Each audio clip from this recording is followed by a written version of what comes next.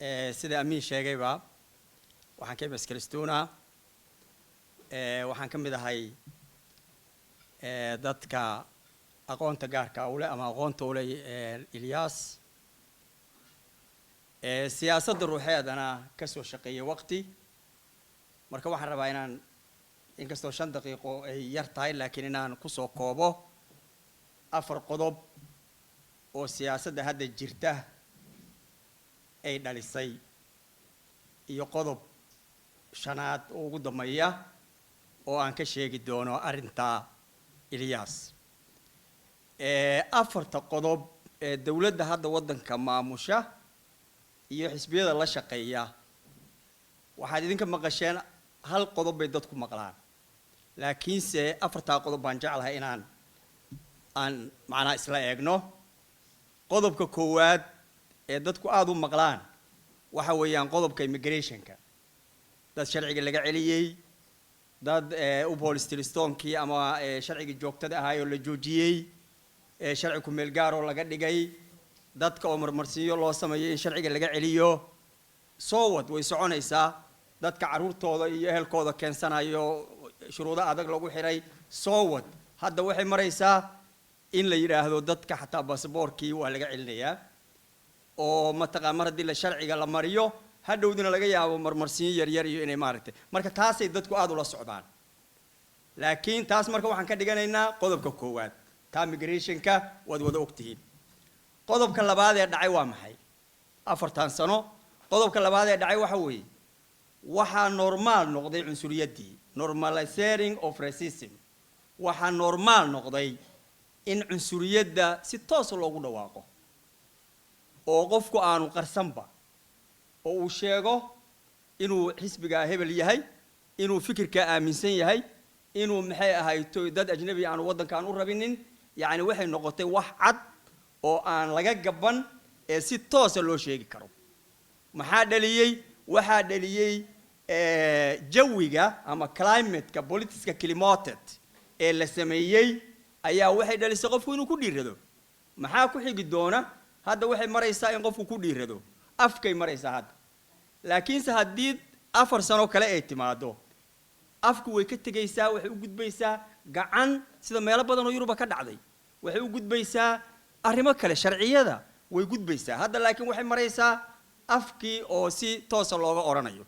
marka waxay noqotay hab normal ah in cunsuriyada lagu dhawaaqo normal bay noqotay 4 sano la soo dhaafay maxaa kale oo caadi noqday waxa kale oo normal noqday faquuqa ama discriminatingka aynu naqaano hore wuxuu ahaa oo aynu ka qaylin jirnay wuxuu ahaa qofka shaqada loo diido laba qof oo shaqada intay soo wada dalbatay qof la riixo mataqaana iyadoon lagu yeerin interviewga waxyaalahaas ay ahayd waagi hore laakiin hadda discriminatingka muxuu galay wuxuu galay systemkii buu galay waa tan leeyahay haddii aad rabto inaad hesho boosters bidaraag waa ina intaas oo sano joogtaa haddaa hesho bomb bidaraag waa ina intaas oo sano joogtaa haddii aad hesho sidaas haddii aad hesho sidaa muxuu galay systemkii buu galay kii marka shaqada waa laga soo tagay maxaa la yimi systemkii baa la yimi hadduu sii socdo isagana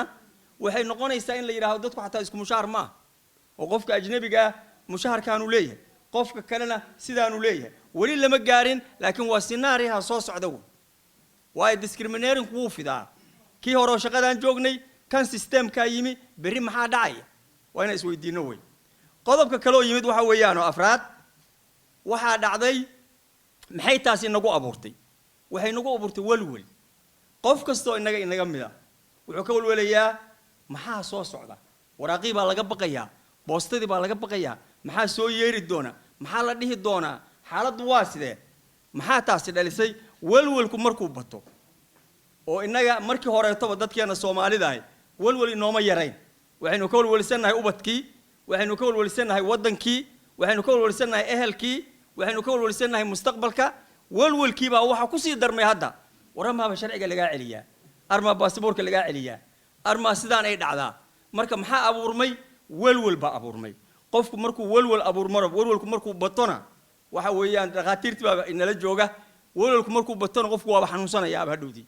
qofku markuu xanuunsadona waaba sidii la rabay wuxuu noqonayaa qof mataqaanaa baabay buu noqonayaa marka afartaa qodob maskaxda ku haya waa migrationkii waxa weeye waa discriminatingkii waxa weeyaan waa racismka banaanaaday iyo uru dadka oo walwalaya afartaa qodob waxa la rabaa inaan joojino marka see ku joojinaynaa afartaas inaanay fidin waxaan ku joojinaynaa in aynaan u codaynin xisbiyada hadda xukunka haysta iyo xisbiyada la shaqeeya inaan loo codaynin ee halkaa la joojiyo ayay markaa noqonaysaa waxaan dhahaa dadka markaan la kulmaayo wareedha waxaynu u baahannahay bal 4 sano aan neefsano beyond this out 4 sano bal aan neefsanne qofku geesaha ha fiiriyo hadduu joogayo haddii kaleba 4 sano la neefsado waa inaan helaa 4 sano marka qofku wuxuu buu fakeri karaa aqli buu keeni karaa wuxuu baa iman karaa laakiin se qofka haddii ay cirbadu kugu taagan tahay ma fakeri kartid marka waxa la rabaa inaynu dhammaanteen aynu ka fikirno qodobada dibna aynu marka ugu laabano oo aynu dhaahno objective aan haysano waxa weey inaan qoladan meesha ka saaro qoladan inaan meesha ka saaro aan dib dambe loogu codeyn xisbiyada afartayda qodobaha ka qodobka Elias baan ugu dhamaysiinayaa siyaasadda inta aan ku jiray aniga 6 sano ayaan waxaan ku jiray kamuun full maktiga waa hore 10 sano ka hor way in badan waxaan ka shaqeynayaa arrimaha bulshada hal qodob oo muhiim ah oo waxa jira oo Elias uu leeyahay oo aan rabno inaan ugu doorano waxa weeyaan dad badan ba arkaysaan Soomaali ah ama ummad kale ah oo waraaqa wato dhahay halay coday Soomaa inaga dadkeena Soomaalida waa dad qalbi fiican qofku hadduu u yimaado oo yiraahdo ii coday inta badan waa loo codayaa waa qalbi wanaag ka mid tahay hadhowdi qofkii markii aanu wixii loogu codeeyay sameyn waayona waxaynu raahnaa war qofkii naguma soo laabanba laba qalad ba halka ku jira qaladka koowaad waxa weey aniga codeeyaha ah waajibaad baa isaaran qofkaan aan u codeynayo noocuu yahay aniga codka raadinayana waajibaad baa isaaranoo haddii aan iska ahay nin iska xoogaa boocbooc waxa la dadka hore yaqaan waxa weey nin iska tacbaan ah oo siyaasadda iska raba laakiin sidee nin meel dheer aan gaari karin war adeero inaadan dadka isku soo ceebayn baa ruuxaaga la qaatay markaa oo adigu is xukunto oo aad tiraahdo meesha aanu kama bixi karo ee marka aad maaragtay waxa weeyaan qofka aanu isku soo ceebaynin marka labada qalad baa jira inaga marka waxa la inaga rabaa inaan cabirno qofka aanu codeynayno kow inuu horta ka mid yahay qaacidadan hadda raacdaan dadkeeno dhan waa wada guuleysanaynaa kow xisbiga qofku ka tirsan yahay ma yahay xisbi danteena wada waa number 1 qofka ha fiirin marka hore xisbiga ka bilow xisbigu ma yahay xisbi danteena wada afartii aan sheegay immigrationku ugu horeeyo muxuu ka qabanayaa see loo codeeyay sanadii hore la soo dhaafay xisbiyada soo codeeyeen markii ciyaalka la dhoofinayay Tanosh Udvisningar see loo codeeyay markii karaafka lagu xiraayay dadka ma taqaana ehelkooda keensanaya see loo codeeyay markii la sameynayay maxay ahayd arrimihii kale oo dhan dad xisbiyadu soo codeeyeen way qoran tahay marka maadaama ay qoran tahay xisbi aan ogahay inuu u codeeyay in ciyaalka dhalinyarada iskuulada dhiganaya la dhoofiyo qofka yimaadaha yiraahdaha loo codeeyo xisbiga anigu faasid baan haystaa hadhow ma cirka wax kuma soo degayaan marka kow xisbiga fiiri labo waxa fiirisaa qofka xisbigan ku jira eeg ma yahay qof ka bixi kara nidaamka meesha la marayo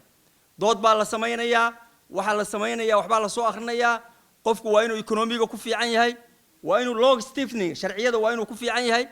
waa inuu samheris debatka ku fiican yahay waa inuu rhetoriga iyo habka loo hadlo ku fiican yahay waa inuu communicationka ku fiican yahay waa inuu ku fiican yahay dareenka siyaasadda politique irig mariam baa la yiraahdaa oo ah dareenka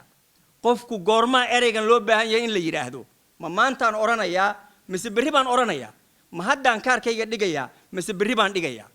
qofkan marka waa inuu yahay qof cayaarta ka socota meesha fahmi kara koob xisbiga baan niri laba waxaan niri qofka inuu yahay qof ka bixi kara arrintan meesha taala ma sahlana dad waxa jiro kamuun full maktiga 4 sano fadhiya oo hal maalin aan hadlin hal maalin tool istul ma tagi karo ma bahay luqadii lagu hadlaayay ma hayo wixii ma hayo marka inaan eegno qofkan aqoontiisa iyo nidaamkiisa inaan eegno muhiim weey qodobka saddexaad ee ugu dambeeya ee aan Ilyas ku dooran Ilyas marka qodobkii hore xisbiga uu ka soo baxay xisbiga Fenster Partiyeed way caddahay siday u codeeyeen baarlamaanka siday uga codeeyeen way caddahay wax muuqda weey marka shuruudii xisbiga uu bixiyay shuruudii labaad ee Ilyas ee ahayd nin ka soo bixi kara hawshan ee cayaarta socota fahmi kara ee systemka politiga systemkeeda fahmi kara taana uu ka soo baxay Ilyas qodobka ugu dambeeya oo Ilyas uu ka soo baxay waxa weey inuu yahay nin dadka u dhow oo lisnanda dadka dhageysan karo dhalinyaro ah oo maanta aan la kulmayno dheen war sidaan yeel war sidaan waxay sidaan yeel aan leenahay iyadana waxa weeyaan intaaba uu buuxinayaa